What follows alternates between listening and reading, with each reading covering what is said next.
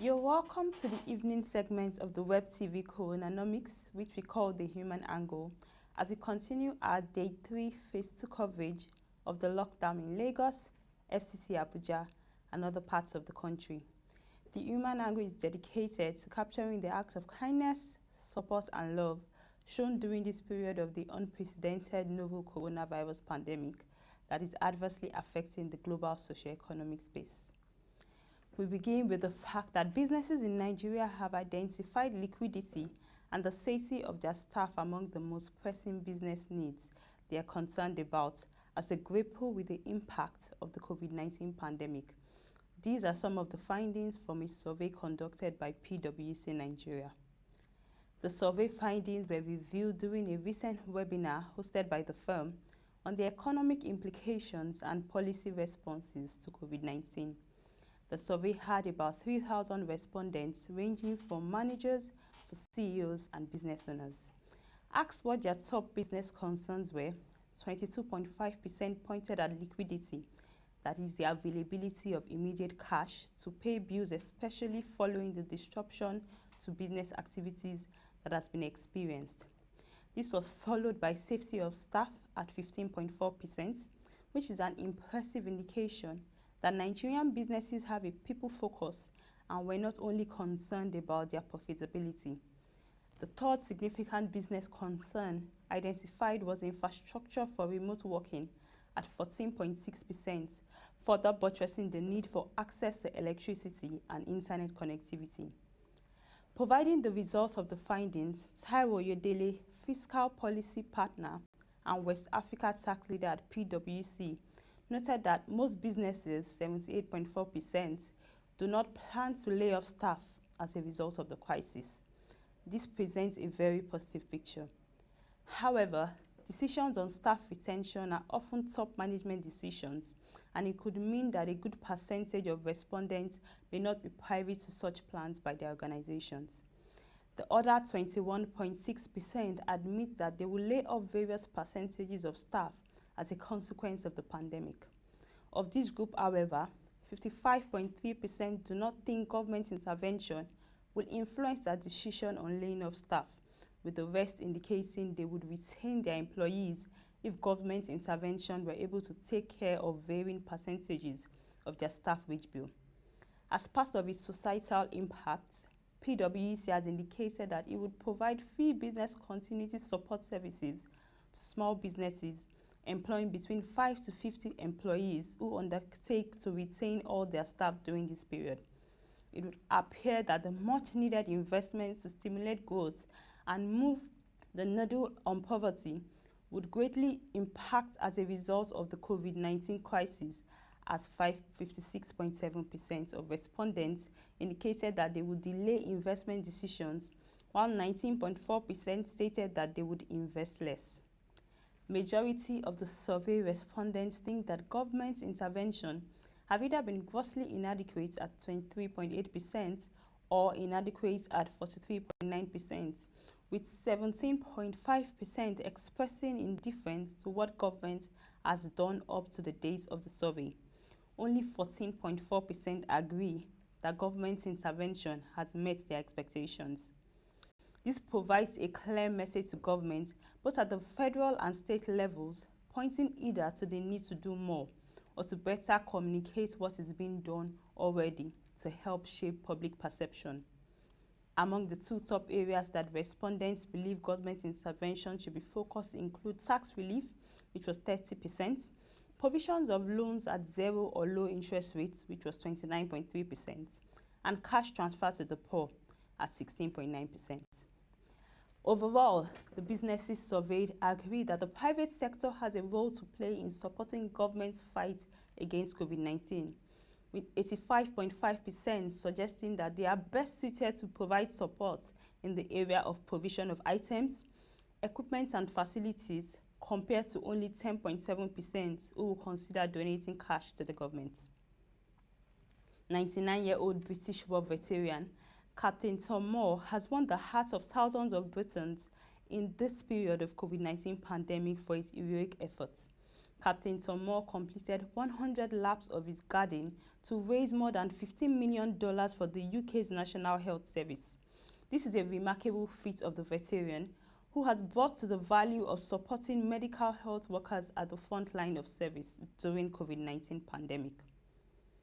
The International Committee of the Red Cross has warned that coronavirus outbreaks in the Middle East could shatter the lives of billions of already destitute people in conflict zones and could fuel socioeconomic upheaval, the ICRC said today. Curfews and lockdowns imposed as public health measures to stem spread of the virus are already making it difficult or impossible for many to provide for their families, it said. The Geneva-based agency called for authorities in the volatile region to prepare for a potentially devastating aftermath and a socio-economic earthquake. The Director General of the World Health Organization, Dr. Tedros Adhanom Ghebreyesus, has listed 6 conditions for ending the COVID-19 lockdown across various nations in the globe, which include the need for governments must ensure that the spread of the novel coronavirus is under control. National health systems must be able to find, test, isolate, and treat every new case, and all recent social contacts of every infected person must be tracked down.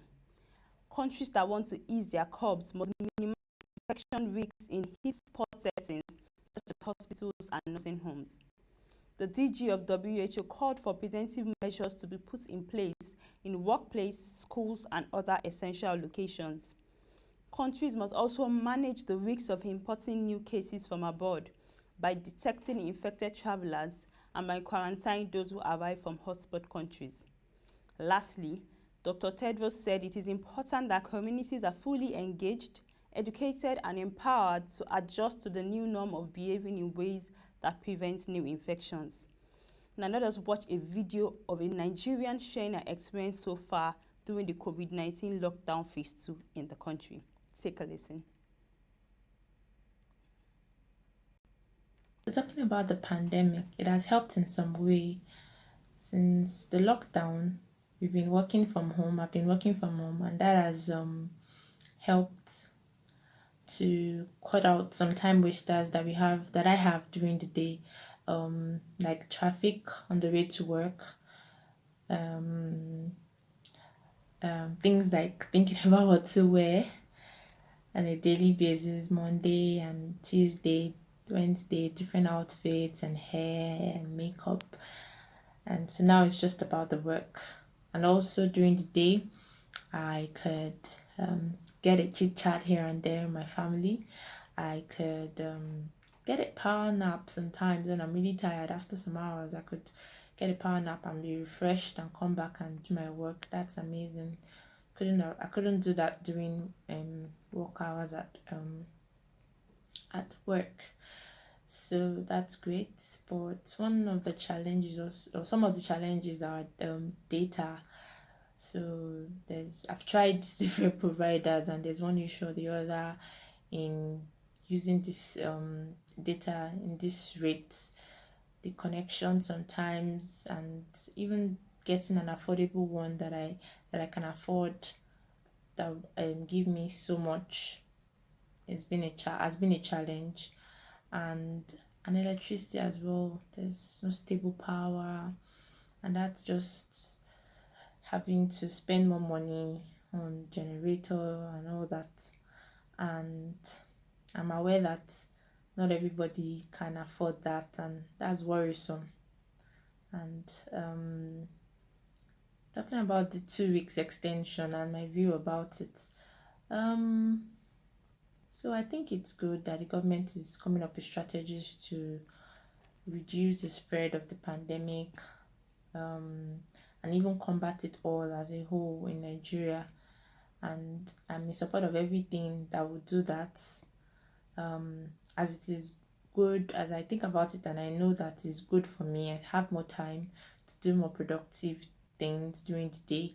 And I'm also worried about the people who work every day and use what they earn that day for their living, and that is not available anymore because their businesses are not allowed to operate at this time.